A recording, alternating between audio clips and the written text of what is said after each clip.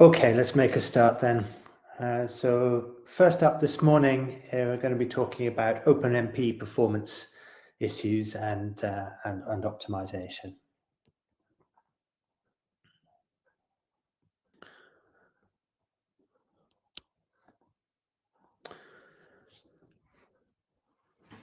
Okay, so by way of introduction, one of the things about OpenMP is that it's it's relatively easy to get an OpenMP program working, but then you might think, okay, you get something implemented, you test it, looks like it gives the right answers. And then you run some timing tests and you see what the speed up's like, and you think, well, that's really quite disappointing. Where do we go from here? Okay, so where is the performance being lost?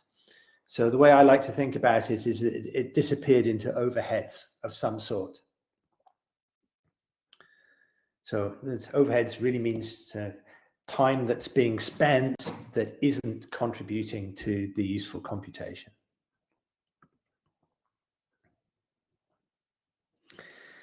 So we're going to break these down into different causes, which I call the six and a half evils.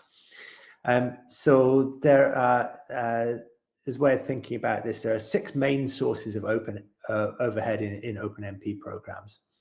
Well, I guess this isn't. I'm talking about OpenMP specifically, but a lot of what I'm talking about here will also apply to other threading models as well. And so some of the specific fixes might be different, but the main issues are all the same. So, for example, if you are writing in C++ threads, then pretty much everything that I'm going to say here would be applicable to that as well. So these 6 main sources are sequential code, idle threads, synchronization, scheduling, communication, and hardware resource contention. And the half is compiler non-optimization. So what we're going to do is take a look at each of those, explain what they are, and talk about ways of avoiding them or reducing them.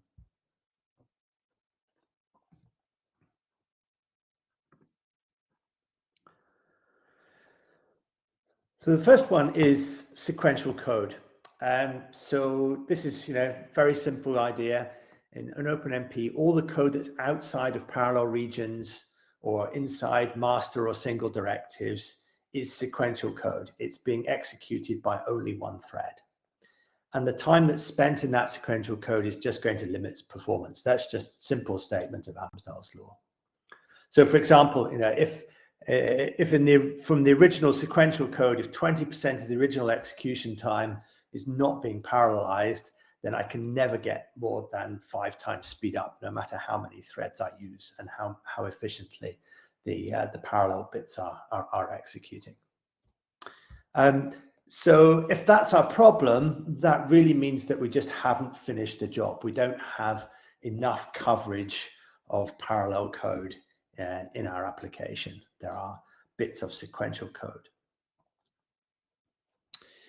And I'm not going to talk too much about hybrid MPI plus OpenMP in this talk, but I'll mention 1 or 2 things. And one of those is that most hybrid applications are written in such a way that the MPI communication takes place outside of OpenMP parallel regions. So this is a so-called master-only style of hybrid programming.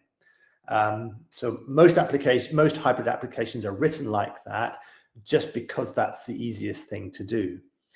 But that means that any time from an OpenMP point of view, all the time that's spent doing MPI communications is being done by a single thread.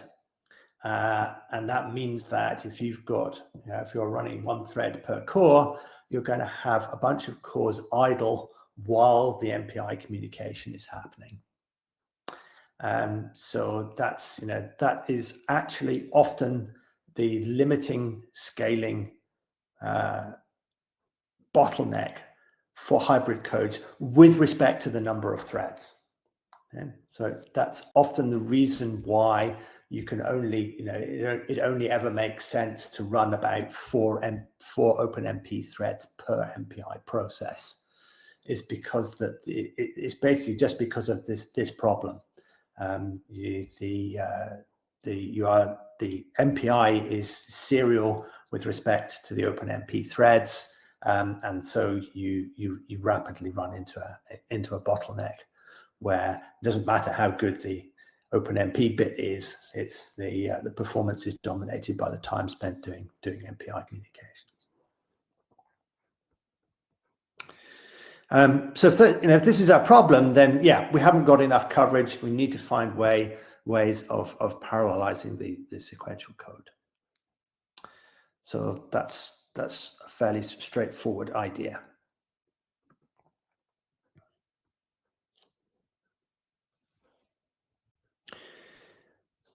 The next problem we can have is idle threads. So this typically happens where some threads finish a piece of computation before others and have to wait for the others to catch up. And OpenMP has a lot of implicit barriers. There's an implicit barrier at the end of every parallel loop and the end of every parallel region.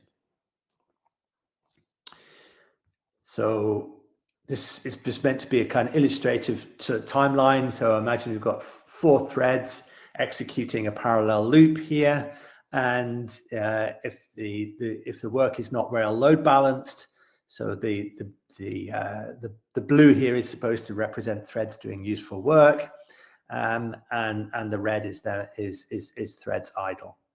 So suppose the 3rd thread here takes the longest time to execute, so all the other threads will be idle until the 3rd thread is finished, and then they're all able to synchronize at the barrier at the end of the loop before progressing beyond it.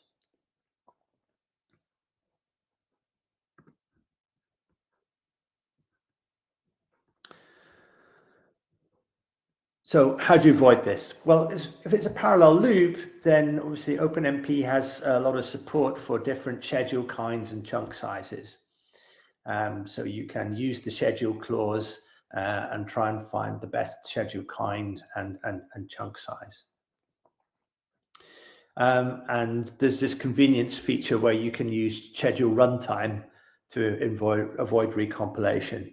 So you can put schedule runtime on your loop directive, and you can then specify the schedule kind and the chunk size as an environment variable. So it allows you to change the schedule without having to rebuild the code. So that's quite a nice little convenience. If you've really got very irregular computations, using OpenMP tasks can be helpful. And in that case, the runtime is supposed to take care of load balancing, because essentially that's when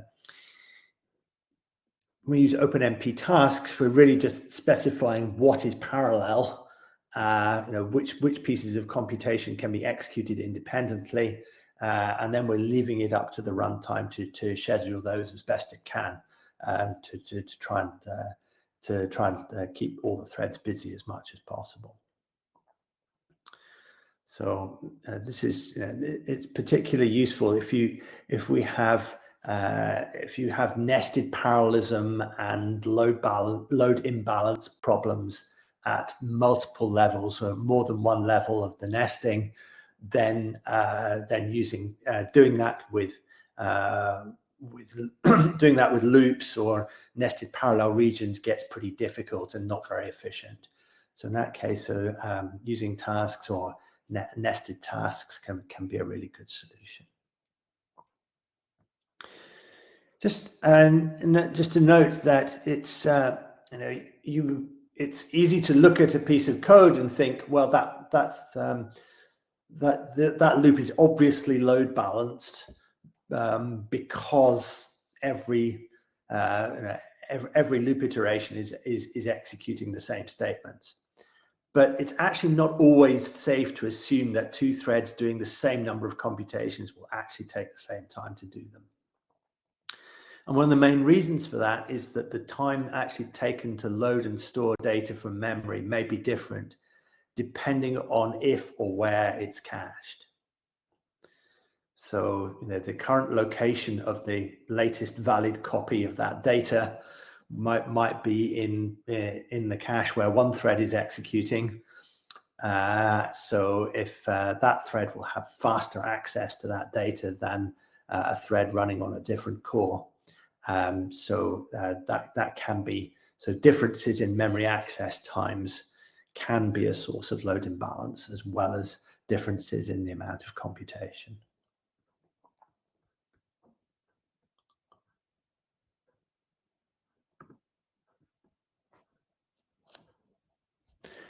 So another possible way you can get idle threads is critical sections.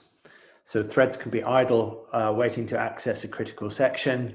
So in OpenMP, that could come from critical directives, or from atomics, or from using lock routines. So any one of these mutual exclusion features can cause this. So a critical section is a piece of code which only one thread at a time is allowed to execute. So again, in this example, the critical section is the green stripy bit.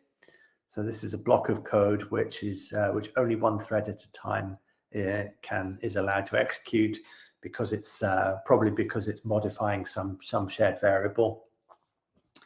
And then, for example, in this example, suppose all the threads arrive at that point at the same time, then they have to take turns going through the critical section.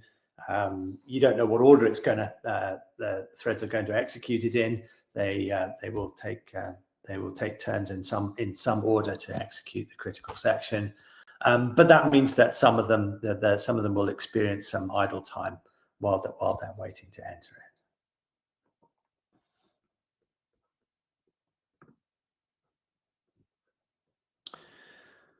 So what can we do about this kind of thing? Well, we can try, one thing you can try and think about is, minimize the time spent in the critical section. So, reduce what's done in the critical section down to only what's actually needed to protect the shared variables, or otherwise try to optimize, do sequential optimization on that block of code, and try and make that execute as quickly as possible. So in OpenMP, critical regions, if you use a critical directive, that's effectively just convenient syntax for a global lock. And that's actually how it's typically implemented.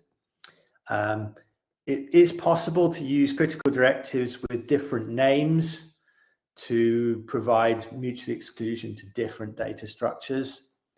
But that doesn't, you can't do that in a scalable way. So you can have different names, but you can't have an array of names, for example. So if you have, if you have 2 or 3 different shared objects to protect, then you can use named critical sections. If you've got a whole collection of objects, then that doesn't really work, because the names are not indexable. So alternative in some circumstances, so this is to use atomics instead. So that's typically allows more optimization.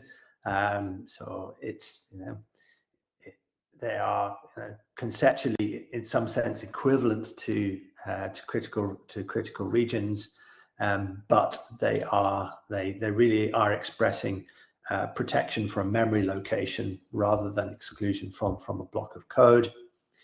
So they can be much more efficiently implemented than critical sections. And they also allow, because the protection is basically on the address of the thing on the left-hand side of the assignment or update. It means that for example, if you are doing updates to array elements, then using atomics, concurrent updates to different array elements can happen, whereas with a critical they can't. Obviously, atomics are only applicable to they're restricted to certain use cases and only to basic types or array elements of basic types. So the third alternative is possibly to use locks. So to use the OpenMP API routines for setting and unsetting locks. So if you've got some more complicated update that doesn't fit the atomic use case, then it's possible to do things like create arrays of locks to protect collections of objects individually.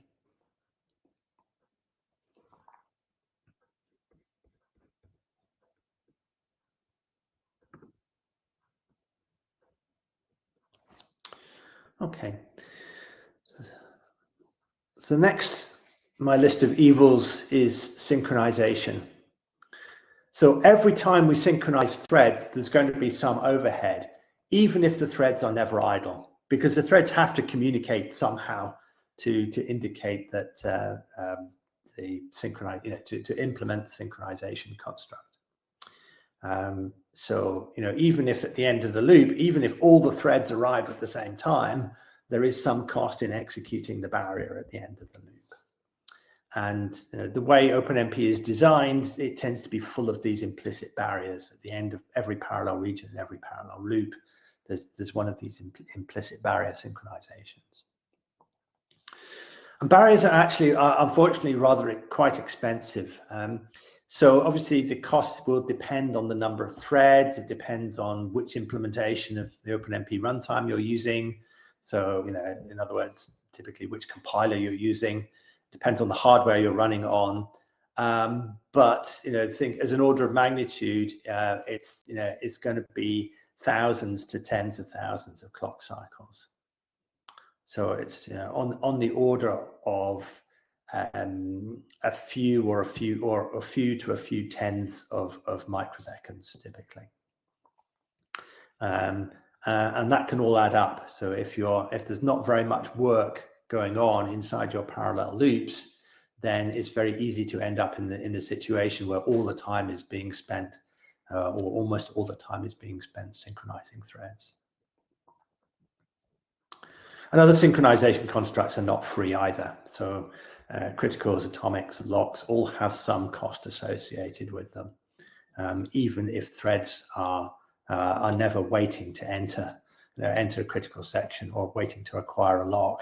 Then just the act of the synchronization, executing the synchronization construct costs something.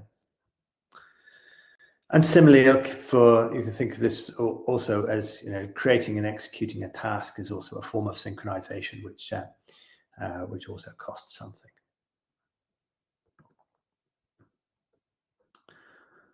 So how do we try to avoid synchronization overheads? Well, one thing you can think about is try to parallelize the coarsest grain or outermost loop possible to try and minimize the frequency of barriers. So to try and parallelize outer loops in a nest rather than the innermost one, and so on. So, but that can be quite difficult. It might mean reordering of loops to put the parallel loop further out, and that in turn might imply having to reorder array indices, which can be quite a large refactoring job. So it's possible for constructs like parallel loops and also for single regions, it's possible to suppress the implicit barrier by using a no wait clause. So that's one possible mechanism. So for example, if you have a sequence of loops with no dependencies between them, then it's possible to get rid of those barriers, is to put all those loops inside a single parallel region and then use OpenMP for no wait, or OpenMP end do no wait for Fortran, which removes that implicit barrier. But you need to, obviously you need to be careful. You need to think very carefully about the dependencies, because it's very easy to introduce race conditions by removing barriers that are actually required for correctness. So you have to think, you have to reason very carefully about where, if you're potentially introducing a race condition. And yeah, so atomics may and typically do in most implementations have less overhead than critical or locks. So I mean, that's not guaranteed, but in practice, that's true. Depending on the type, the compiler is either able to generate atomic assembly instructions directly, or it can essentially use assembly instructions to construct very lightweight locks. They are typically much cheaper than using a full lock or a critical section, which is just built on top of the full mutex locks anyway.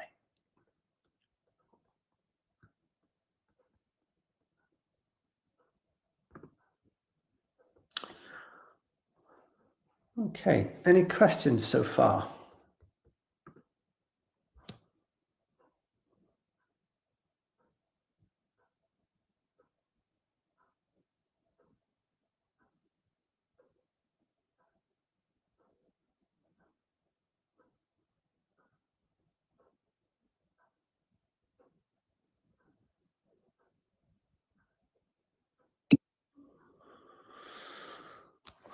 Okay, good. So let's move on to the next one, which is scheduling.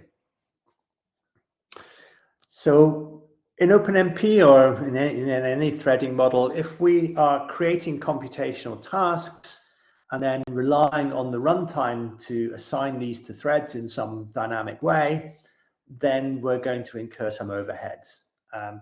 And well, actually, some of that overhead might be internal synchronization inside the runtime. Okay, so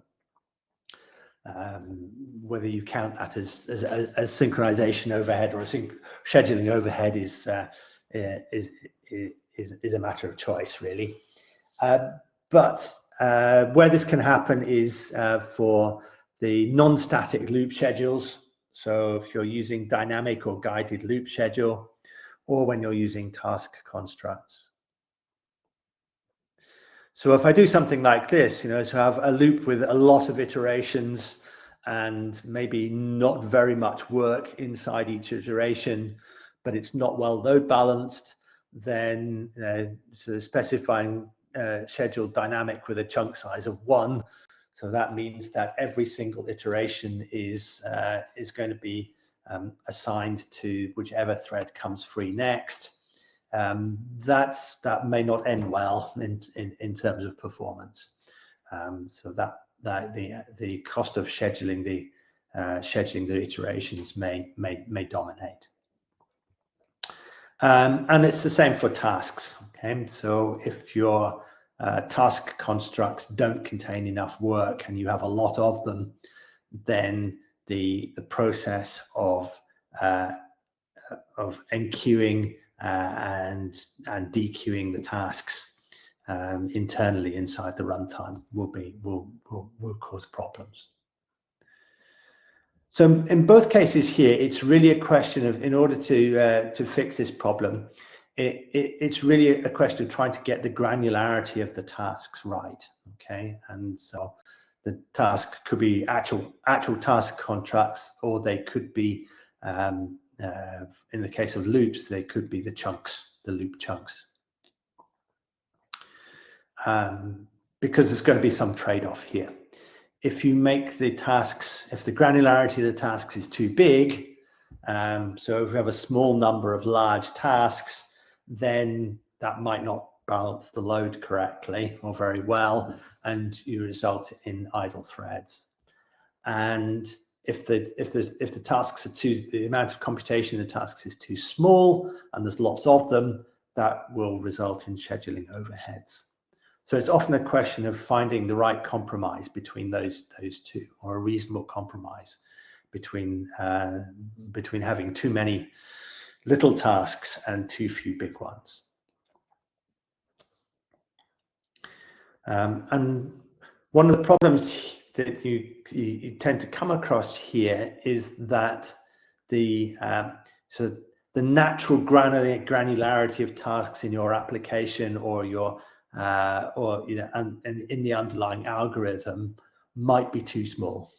Okay, so what you would naturally think of as the independent, what you would naturally identify as the independence of units of computation in the underlying algorithm might be too small.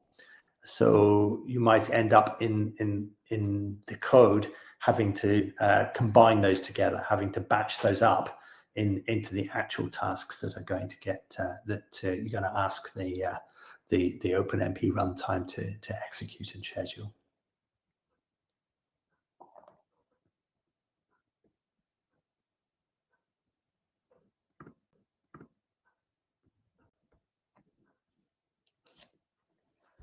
Okay, so far so good. So those evils are relatively easy to explain, easy to understand, and fair and have obvious fixes.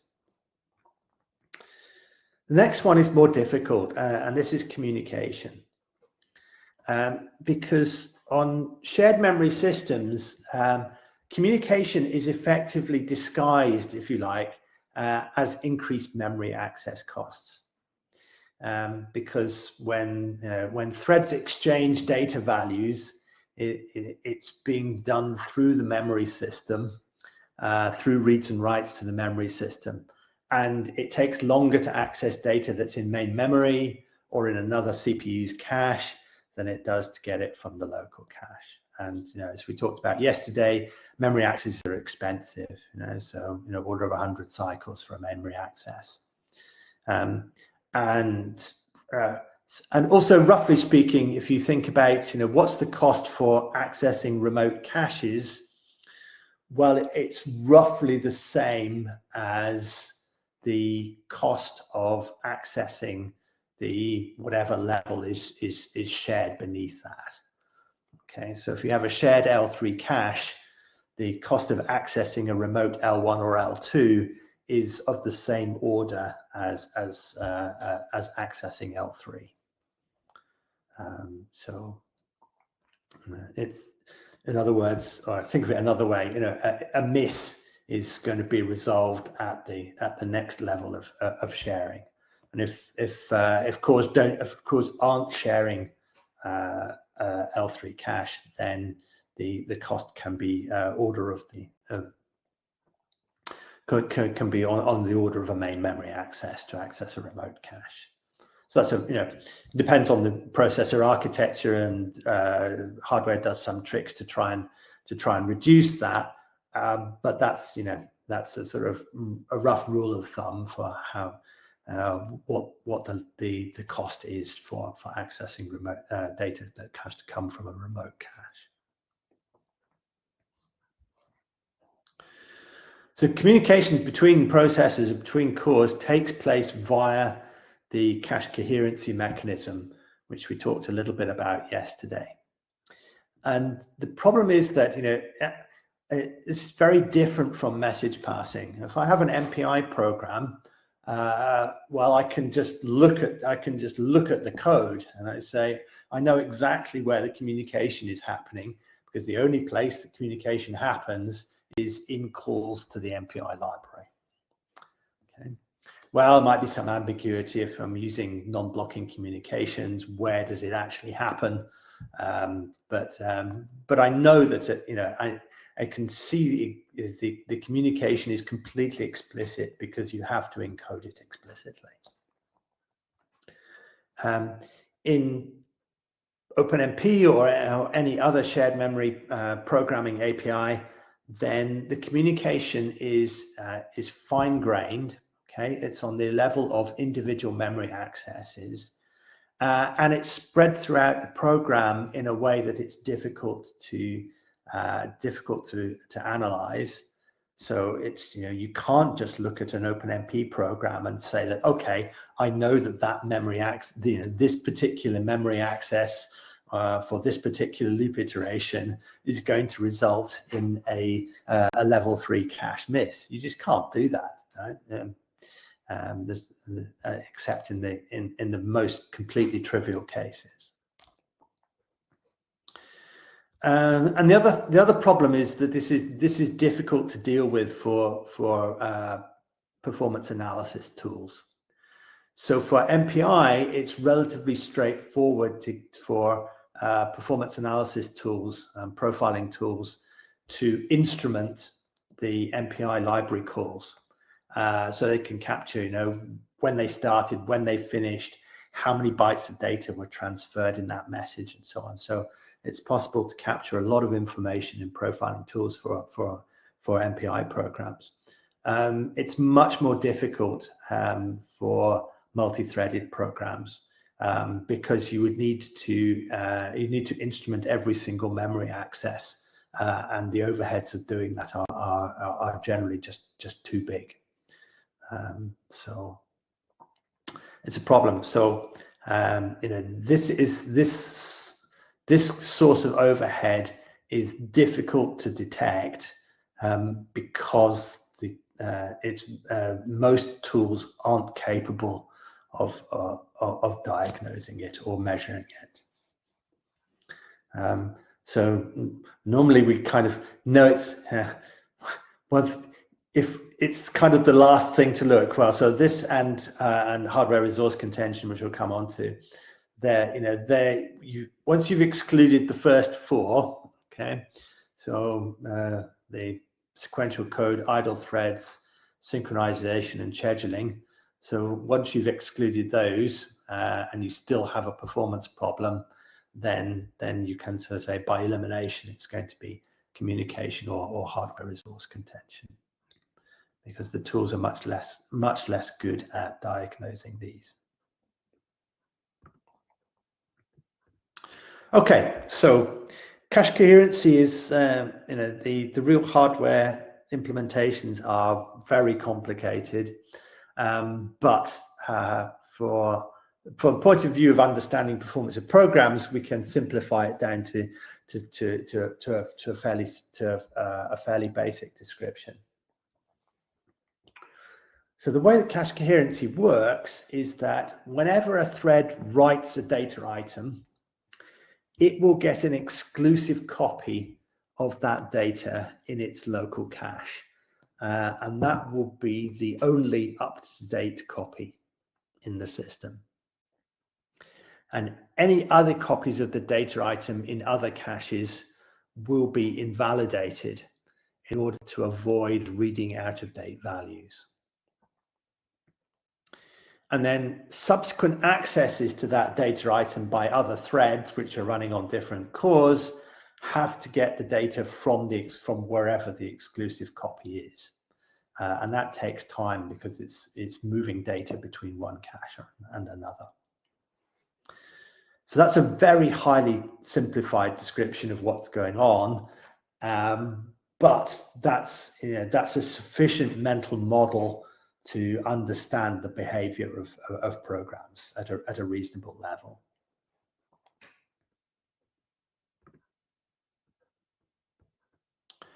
So what's the implication for writing programs? So this is really about data affinity, because data will be cached on the processes which are accessing it, because that's what caches do. So this is yet another instance where we need to reuse cache data as much as possible. Okay, so Adrian will talk this afternoon about reuse of data in caches just in the context of sequential programs, but this is kind of an extra dimension to that, if you like. So you have to reuse cache data as much as possible, but this is in the parallel context. So what we need to try and do is write code with good data affinity to try and ensure that the same thread accesses the same subset of program data as much as possible. Okay. So, although in principle, from a correctness point of view, it doesn't matter. All threads have access to all the shared variables. But from a performance point of view, it's important to at least conceptually and approximately do some sort of data distribution. You don't have to work as hard as implementing it in MPI, where everything, the data distribution is completely explicit and completely under programmer control, and you have to do it everywhere in your program, regardless of whether it's it's performance critical or not. In a multi-threaded program, at least for the performance critical bits, you might want to think about which thread is accessing which part of your main data structures. And also helps to make these subsets reasonably large, contiguous chunks of data. And we'll see why that is in a minute as well. So in general, this is also as an aside here.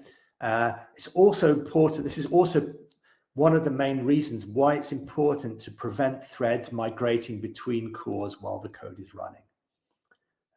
Because if that happens, then any data that's been recently used by that thread will now be stored in the wrong cache, and it'll have to be, if that thread subsequently wants to reaccess any of that data, it's going to have to come from the remote cache from the core where it used to be running, but isn't running anymore because it's moved.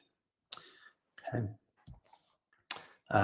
So in general, OpenMP provides facilities like the OMP proc bind to try and help that. On ARCHER2 on other systems, then typically this is, well, it's managed by some horrible combination of the batch scheduler and the OpenMP runtime, and getting those to collaborate effectively can be a bit tricky, but that's basically the system administrator's job when we set up the we do the setup of the SLM configuration, and then also how the recommended settings in batch scripts are designed to get this right for you most of the time. So mostly you don't have to care about this, because if you use the recommended scripts, then SLM is set up correctly to do to bind threads to cores in the way that you'd like. Difficulties can come if you start using nested parallel regions in OpenMP. So not many people do that, but that tends to be problematic because or if you do things like changing the number of threads used inside the code as the application is running. So doing sort of slightly non-standard things with numbers of threads can break the binding and make it go wrong. But if you're just doing the regular thing, setting a number of threads using the OMP num threads environment variable, you're not using netted parallelism, you don't touch anything to do with the number of threads, you don't try and change the number of threads while the code's executing, then everything will typically be fine.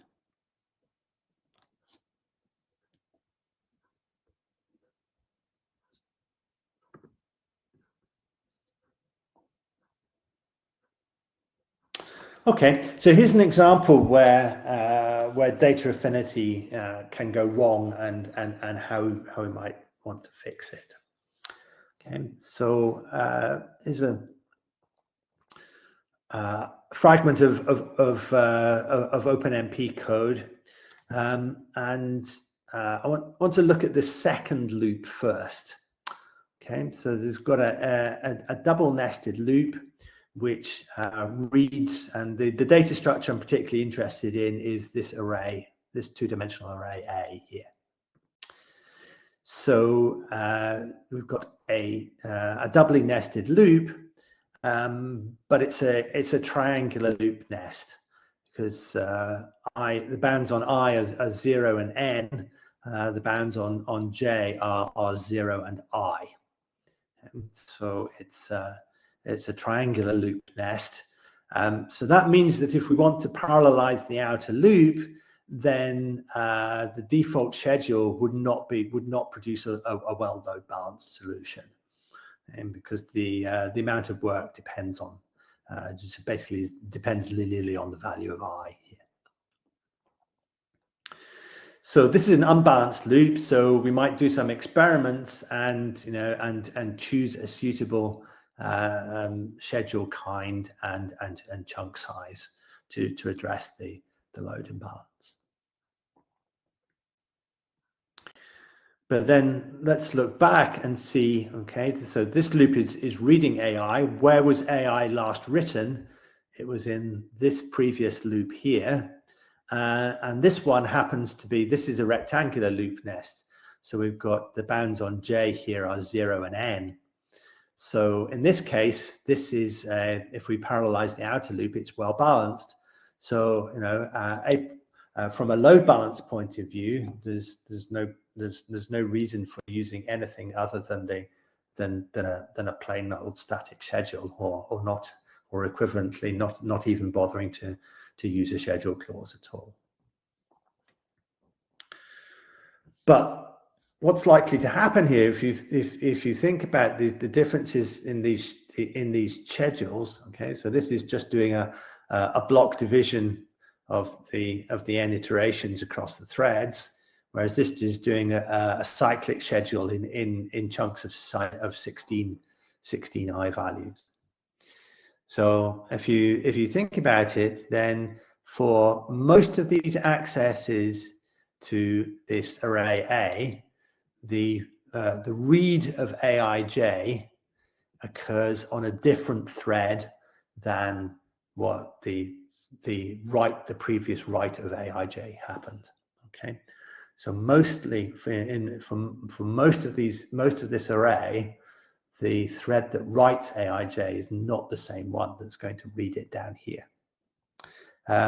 So that means that that probably this data is going to be stored in a caches in some way. It's going to be distributed across the caches where these threads are running in more or less a block fashion, and then most of these accesses here are going to result in cache misses.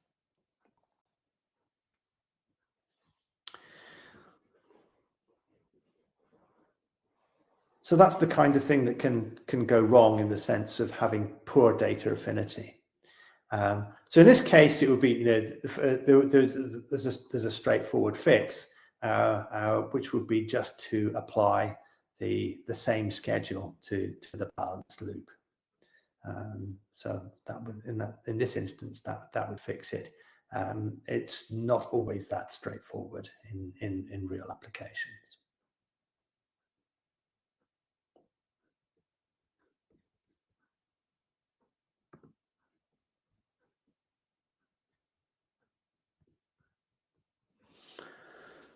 Okay, so here's another example. So in this case, we've got 3 loops which are all accessing this. We've now got a one-dimensional array A here. So the first loop reads values of A and does some computation with them. And this loop is parallelized. Then we have a sequential loop that resets the values of A to something different. and then we repeat the first loop again. So what's going to happen? You think about where are the elements of A going to get stored? Okay, so these are going to be read by different threads. So we will get copies of bits of A spread across multiple caches.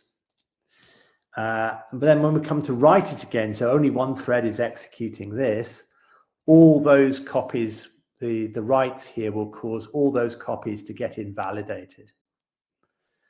And then when we come to read again, then most of these accesses will have to go to the cache where this thread was executing, where the master thread was executing to retrieve the latest values.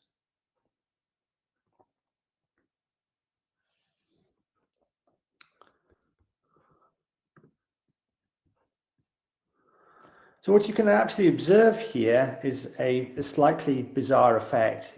So if you measured the execution time for each of these loops, including this sequential loop here, you might observe that as you go from one thread to two threads to more threads, the time taken for this loop here actually increases because the invalidations cost something. Okay, so this thread has to effectively wait for those invalidations to happen. So you can see this quite unusual effect where running with more threads makes a sequential loop take longer. And then you'll also see the second parallel region will also scale badly because of the additional cache misses as well. So it may turn out that you need to, you may need to end up, in order to get good data affinity, you might need to parallelize code or parallelize code differently, which doesn't appear to take much time in the sequential program.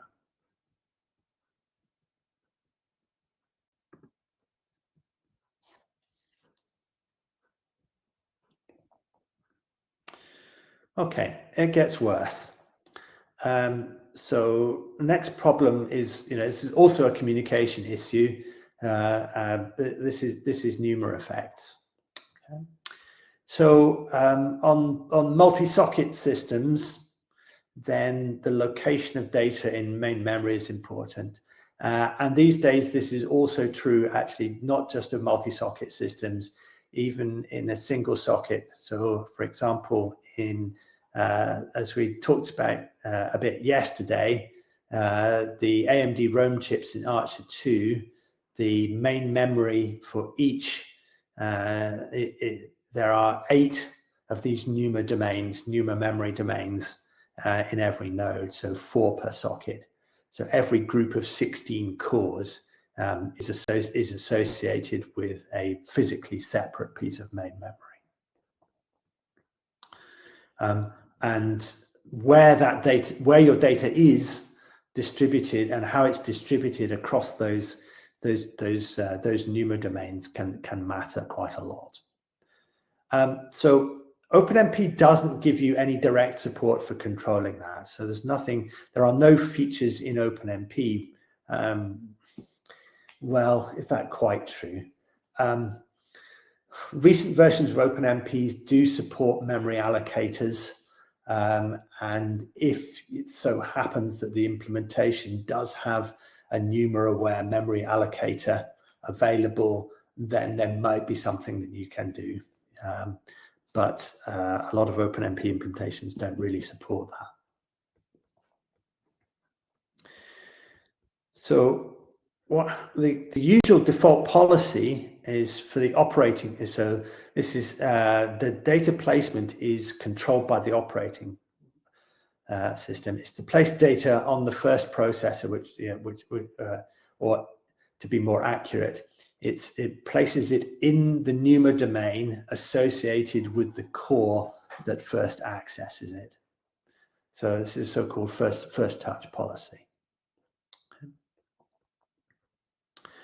And for sequential applications, that makes a whole lot of sense. So that's if an application is running on a particular core, then it makes perfect sense to allocate all its data in the NUMA region associated with that core. It also makes very good sense for pure MPI programs, because every MPI process has its own data. So wherever each MPI process is running, it makes sense to allocate its data in the NUMA domain that's associated with that core. Unfortunately, for OpenMP programs, it can be the worst possible thing you can do, okay? Because what can happen is that if all your data is initialized in the master thread, all the first touches come from the same core. So it all gets allocated in one NUMA domain. And then having threads from running on all the different cores, accessing data from the same NUMA domain becomes a bottleneck. So the problem is that you only have so much memory bandwidth to each individual NUMA domain. So if all my data is on one NUMA domain and I try to access it from all 128 cores, I'm effectively reducing the available bandwidth on the node by a factor of 8.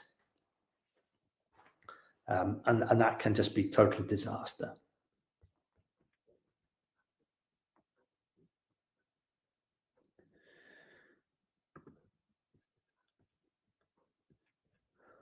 So how can we avoid this? Well, depending on the OS, but most things are some flavor of Linux. There are options to control data placement. You can use the NUMA, there's a command called NUMActl, which you basically put in front of your executable. So you basically pass your executable as an argument to this command when you want to run it. And that changes the policy to round robin, or you can change it to other things. So in particular, you can change it to round robin, so it'll spread the pages of data around across all the NUMA domains. Well, it's probably not a very useful option. But more sensibly, you can try to use the first touch policy to control the data placement indirectly by parallelizing your data initialization.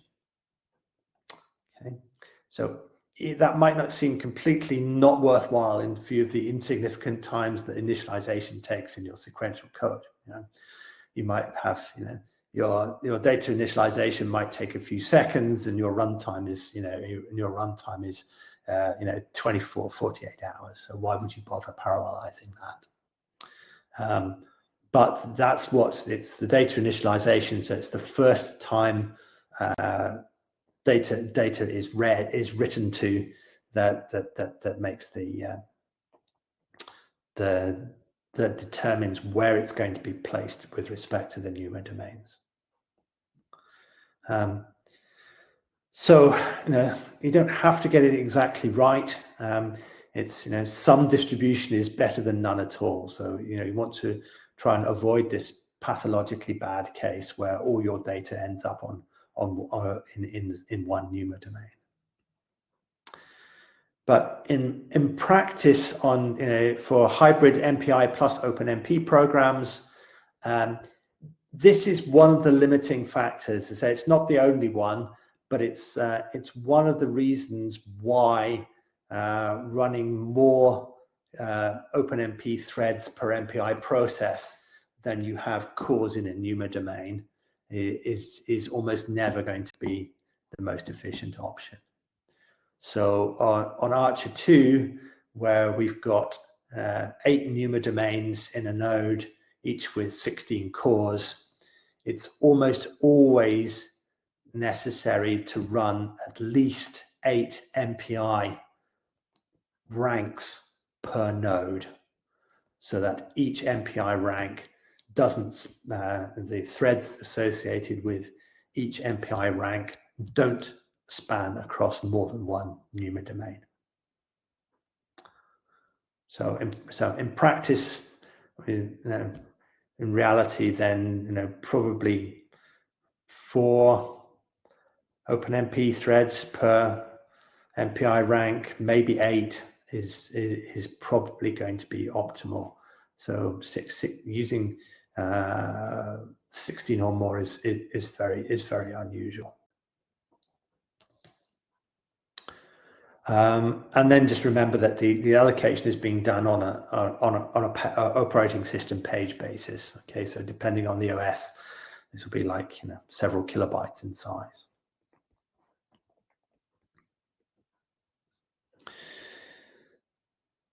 So parallelizing your data initialization, how easy is that? Well, that depends on the application and its main data structures. If the main data structures are large multi-dimensional arrays, then it's pretty straightforward. Okay. If your main data structures are things which are constructed piece by piece, so linked lists, trees, graphs, dynamic data structures, then this becomes a lot more difficult or potentially pretty much impossible.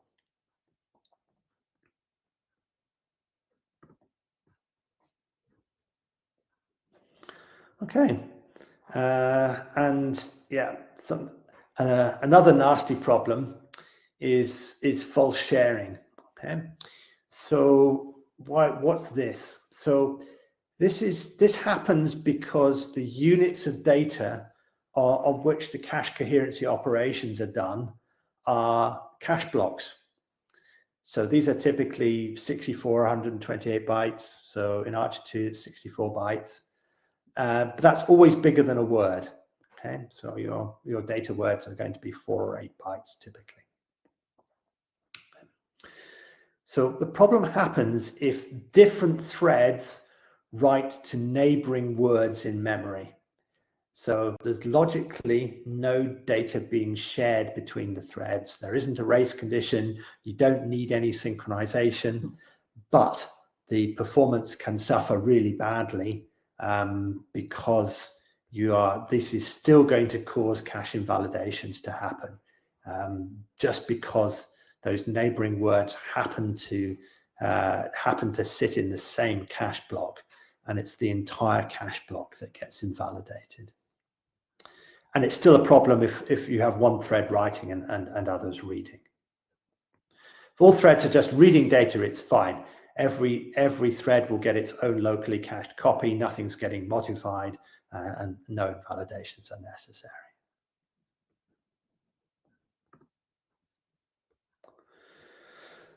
So the worst cases happen where you have different threads repeatedly writing neighboring array elements. Okay, so if you do something like this, so if you have a shared array where you want to count something on every thread, and you index it with the OpenMP thread number, and do this a lot, then that's precisely this problem, because you've got different threads writing to neighboring array elements which are going to live on the same cache block. So the cache blocks where this array is stored are constantly going to be, so the exclusive copy is going to be pinging around between all the different caches.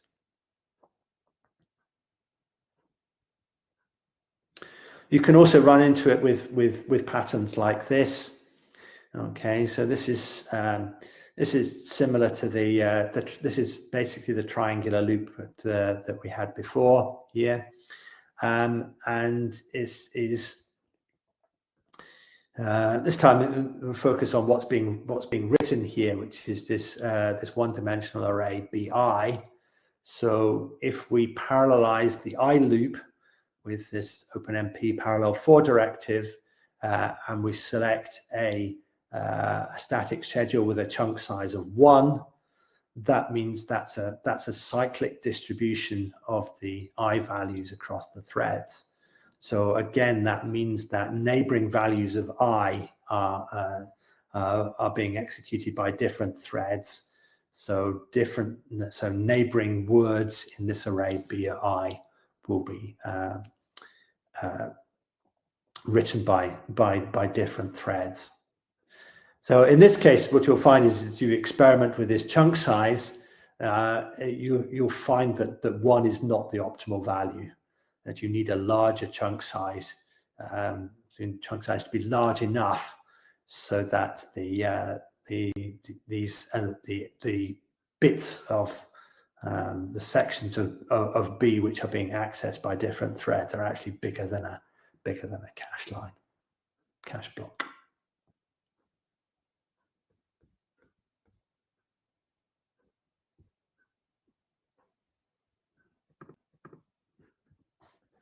Okay, any questions on that bit?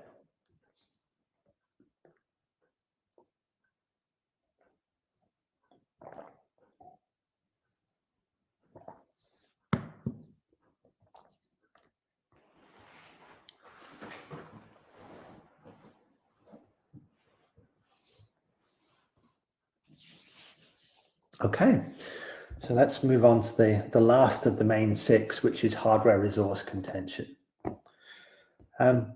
So, I mean, in principle, you could expend a lot more money and effort on the hardware, but there's some economic realities, and there are shared resources in the hardware which, if all the cores try to access them at the same time, don't scale.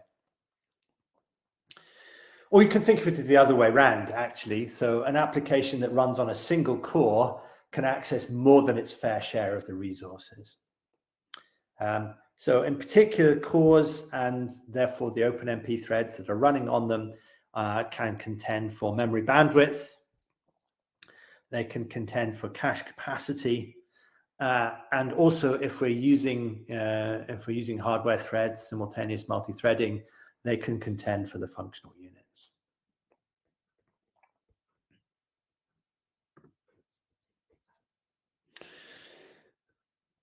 The main one that we usually worry about is memory bandwidth. So, codes which are very bandwidth hungry will not scale linearly on most shared memory hardware. And this observation is not restricted to multi-threaded programs. So, this is absolutely true for MPI programs as well. If you do a scaling study inside a node with either an MPI or an OpenMP program that's essentially very memory bandwidth hungry, you will see that it doesn't scale very well. So what can you do? Well, really, this is it tends to be a reasonably fundamental property of the code and the underlying algorithm that determines how much data you need to move in and out of memory, and how much computation you do on every data item that gets loaded. But you can think about reducing bandwidth demands by improving locality, and Adrian will talk about some of these in more detail this afternoon, about how to think about reusing the data that's in the cache. And obviously that's going to benefit the sequential performance as well, typically. Okay, so if you're able to do it, you kind of get a double win. You improve this, not only improve the sequential performance, but you will improve the parallel scaling. Okay, so here's an example with some real data from ARCHER2. So let's remember, this is the AMD Rome processor. All these experiments are conducted just inside a single NUMA region. So there's no NUMA effects going on here. And remember, the hardware, we have level 1 and level 2 caches per core, and then we have this 16 megabytes of shared L3 cache per 4 cores. And I used the Cray compiler for this. So what I did was basically do this execute this parallel loop, okay, and always do repeated executions of this, so that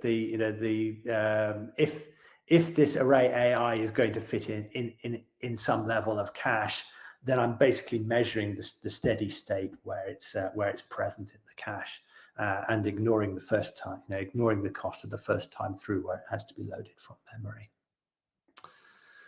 So what I'm basically going to do is look at varying the value of n here, so which then also determines the amount of data that's being accessed, and then calculate the speed up for different numbers of threads compared to running the code sequentially. Okay, so I'll end up with a rather complicated looking set of results here, and let me talk you through it. Okay, so what I'm plotting here is the speed up obtained. Okay, and each line on the graph represents a different number of threads. So I've got 2, 4, 8, and 16 threads. And then the x-axis is the value of n, the number of loop iterations, which also indirectly is the number of words of data that are being accessed in that array. Okay, so what features can we see here? Well, for small values of n, small numbers of loop iterations, the speed up, no matter how many threads I use, the speed up is much, much less than 1. Okay, what's going on here? Okay, this is death by synchronization. This is the overhead of the parallel region is much too big. Okay, so this code, if I compile this code with full optimization, it vectorizes very well. You get where's the code here? Yeah, it's only adds, so I don't get the benefit of fuse multiply adds, but I get like close to eight floating point operations per clock cycle being delivered for me from this code. And so that means that even on 2 threads, still needs something like that loop has to have about 50,000 iterations before I actually break even, before I get to a speed up of 1.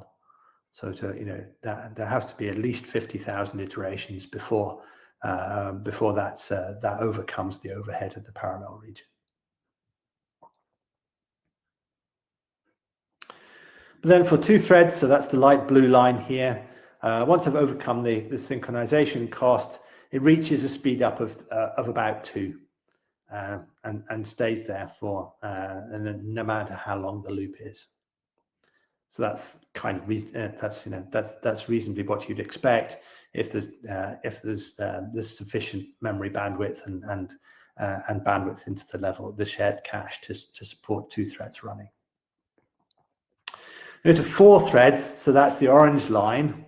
So again, once I've overcome the synchronization overhead, it does reach a value of 4, but then it drops a bit. So in this region here, those 4 threads are I've bound them so that they are on the cores that share the same level 3 cache.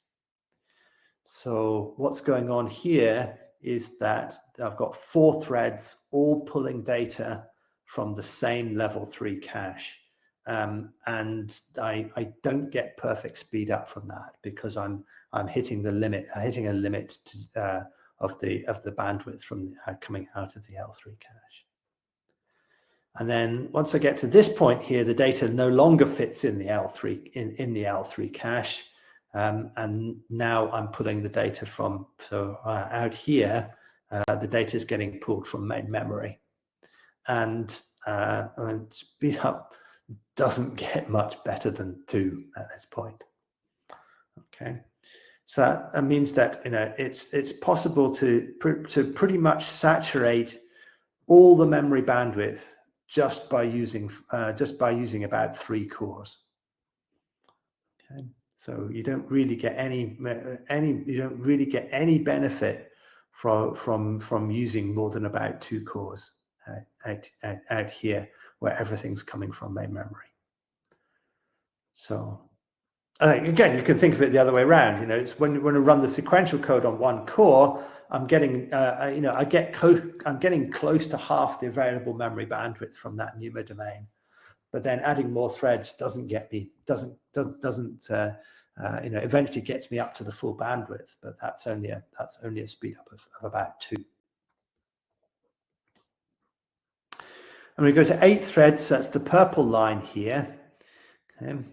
Again, let's see. At some point, I run out of L3 cache, but then I get this big peak here. So I actually get a point where I get 16 times speed up on 8 threads. So that kind of sounds impossible, but what's happening here is that I've actually doubled the level 3 cache capacity by running on 8, because I'm now running on 8 cores. So I now have access to 2 of these L3 caches. So just at this point here, the data size is just right so that it fits into 2 L3 caches, but not into 1. So compared to a single thread, I'm basically getting double the, I'm seeing L3 accesses here versus main memory on a single thread. But obviously, as increase again, that effect goes away pretty quickly. And when I'm out here, I'm just pulling everything from main memory and contending for main memory bandwidth connection. And something similar happens on 16 threads, except this peak is shifted to the right a bit because I've now got access to 4 L3 caches rather than 2 of them.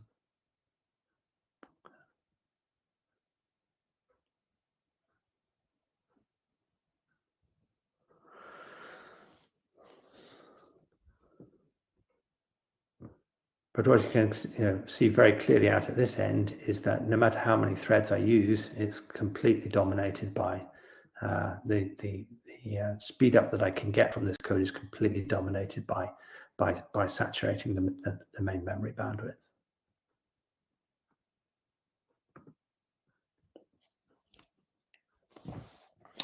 Okay, so it's also possible to contend for cache space as well as cache and memory bandwidth. So systems where cores share some level of cache, so usually level 3, codes may not appear to scale well because a single core, if you run on a single core, then you can access the whole of the shared cache. And then when you run more threads, they get they get access to a smaller and smaller fraction of the shared cache. Excuse me. So one thing to be aware of is that again, we'll talk about this afternoon. If you're tuning block sizes for reuse and you do the tuning on a single thread, that might not give you the right answer. Okay, because effectively, when you run, if you're running multi-threaded code or indeed multi-processed code, so MPI code, then you're effectively reducing the size, the available size of the L3 cache.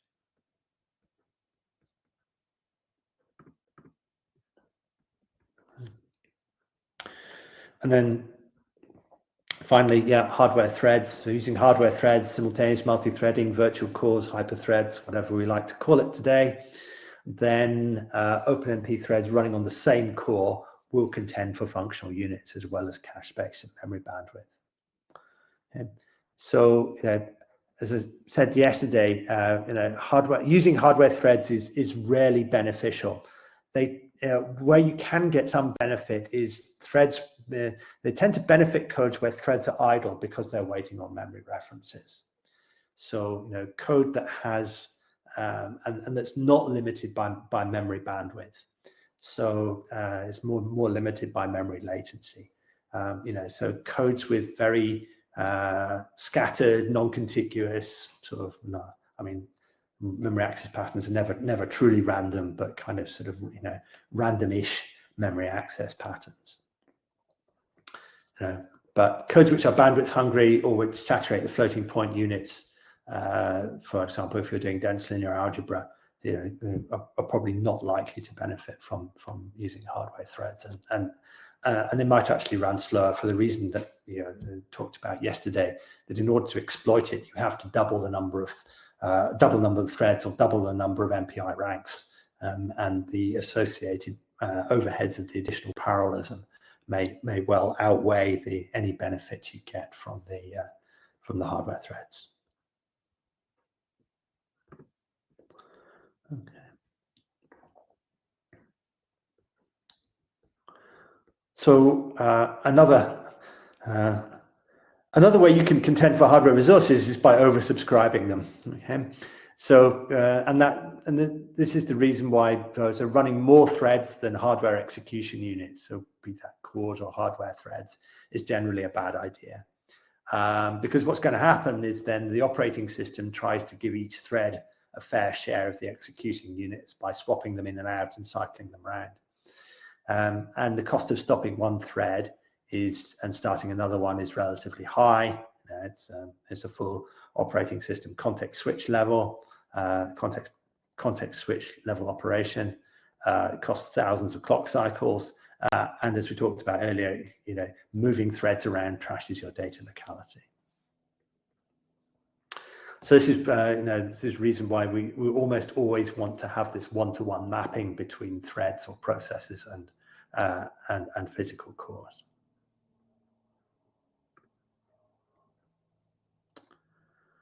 Okay, so that's the 6. What about the half? Well, very rarely you can find that the adding OpenMP directives can sometimes inhibit the compiler from performing sequential optimizations. So it doesn't happen very often, but once in a while you can occasionally see this effect.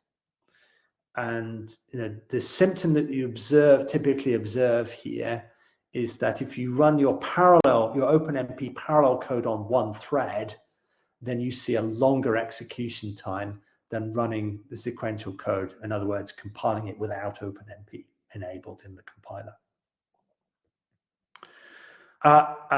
And this can be a nasty problem. It can be hard to find a workaround. You can sometimes cure it by making shared data private or making local copies of variables, but it can be quite hard to figure out what it is that's preventing the compiler from doing its from performing some optimization.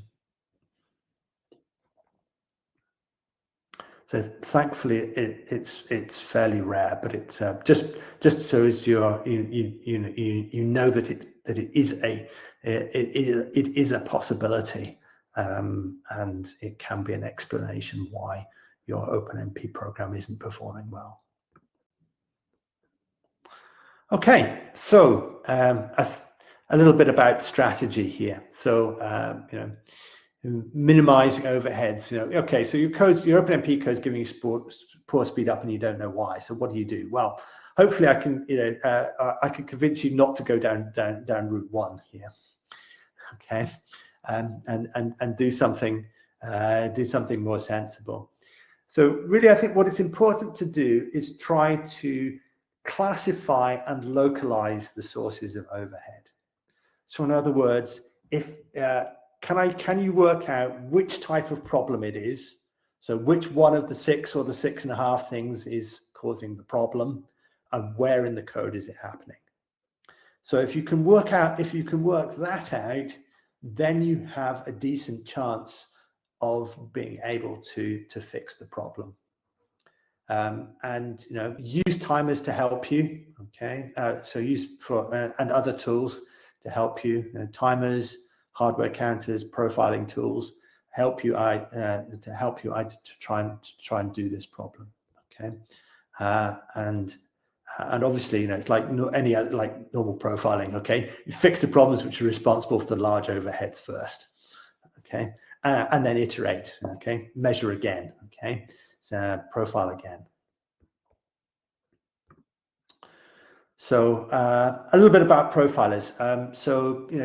So standard profile for OpenMP in general, standard profilers like like sort of plain old gprof, or the sort of profilers you get inside IDEs, can be rather confusing in a multi-threaded context, because what they typically do is they accumulate the time spent in functions across all the threads.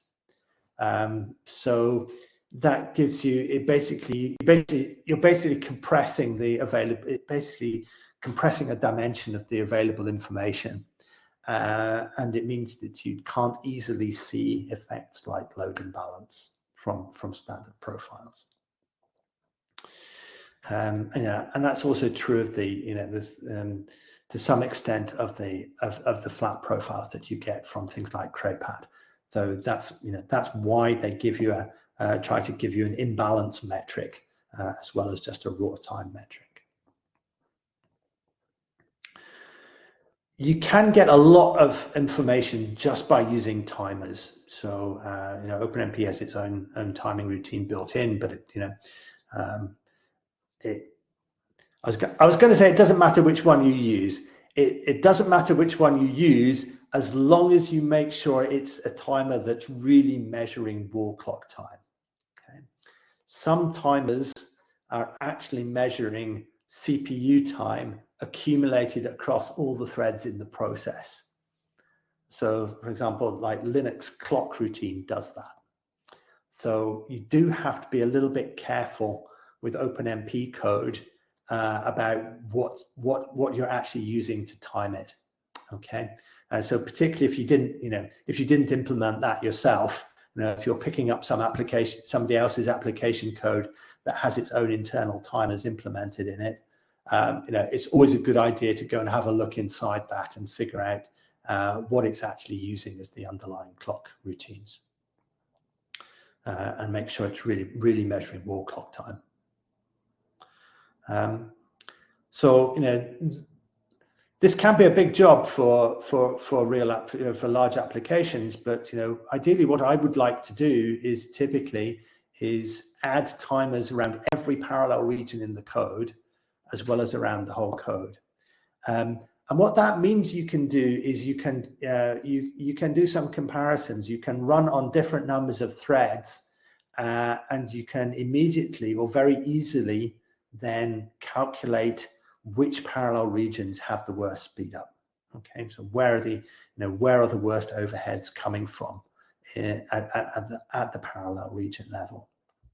And the reason I like doing this is that actually doing differences between profiles is quite difficult. Okay, so actually taking profiler output from runs with different numbers of threads and trying to compare it, is actually quite awkward, because the output is not in a nice format. Whereas if you do it yourself, you can output you can choose the output format so that you can easily scrape it and parse it, and then do subsequent data analysis on it. And again, so don't automatically assume that the time spent outside of parallel regions is actually independent of the number of threads. So there's lots of performance tools out there in the world. Say some of them. So things like Vampire, which we don't unfortunately have on ARCHER2, supports like these timeline traces. So those can be very useful for visualizing load imbalance. So do tools like Intel vTune, for example, also does timeline traces, but in vTune at least these are based on sampling rather than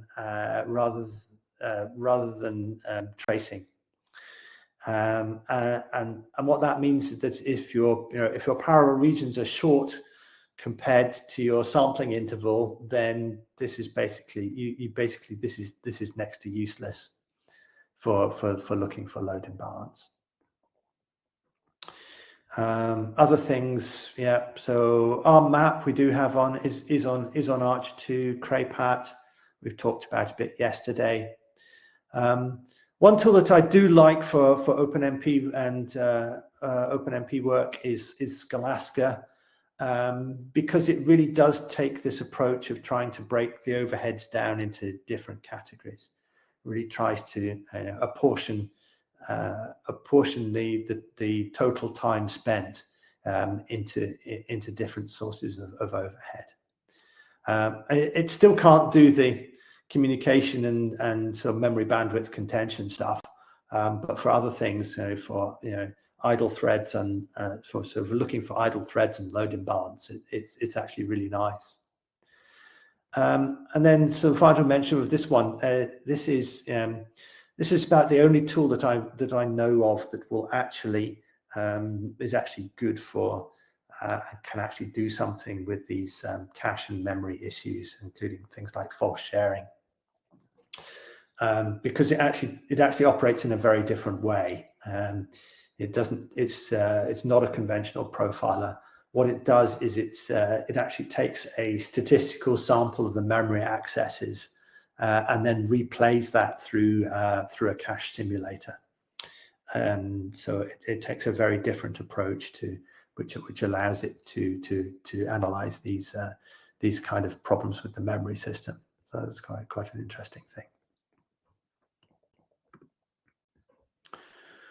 Okay, so if you're into doing exercises, then the one that you might try, and one that I'll probably talk about through before lunchtime is this one. Okay, so I'll give you a deliberately not very efficient version of a molecular dynamics code, and use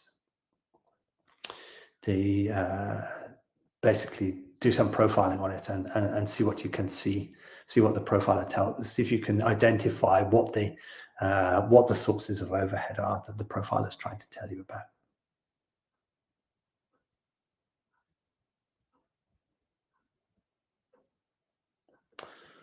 Okay, does anybody have any questions?